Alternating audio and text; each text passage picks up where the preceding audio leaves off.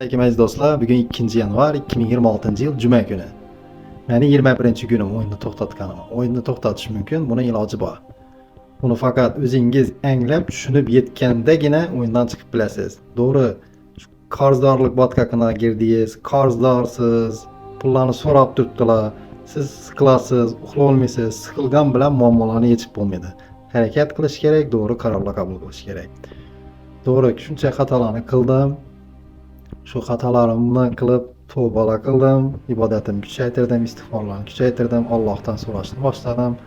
To'g'ri yo'ldan adashtirmasin, halol yo'ldan rizqlantirsin deb. To'g'ri qaror qabul qildim deb o'ylayman. Xudo xolasa hammasi yaxshi bo'ladi. Fokusimni boshqa narsaga qaratdim.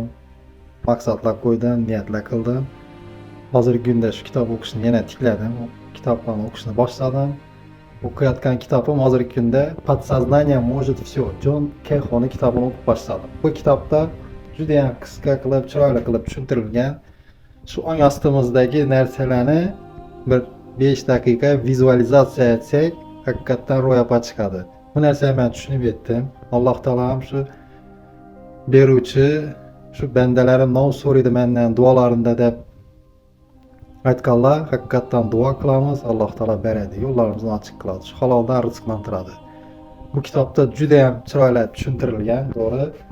Bu kitobda shu har bir narsani ijobiy vizualizatsiya etsangiz, ertaga shu ro'yobga chiqadi. Hamdasa утверждение deydi. Утверждение ijobiy narsani konkretniy o'zingizda tasdiqlasangiz, 5-10 minut ertalabdan turib men o'zimni baxtli his qilib turibman. Men ma'naviy barqarorman desangiz, haqiqatdan shu o'yingiz, kuningiz xayrli bo'ladi, barqaror bo'ladi.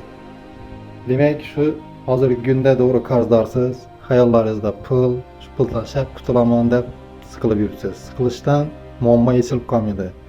Shu to'g'ri qaror qabuling, shu o'yindan chiqdimdan, to'xtatdimdan yangi sahifa oching va hayotingizni to'g'rilang. Har qancha o'zingga ishonma, o'ynab yursanmi, yutqizishing aniq. Sen to'xtatdingmi, sen g'olibsan. Xulosa qiling, vaqtida to'xtating.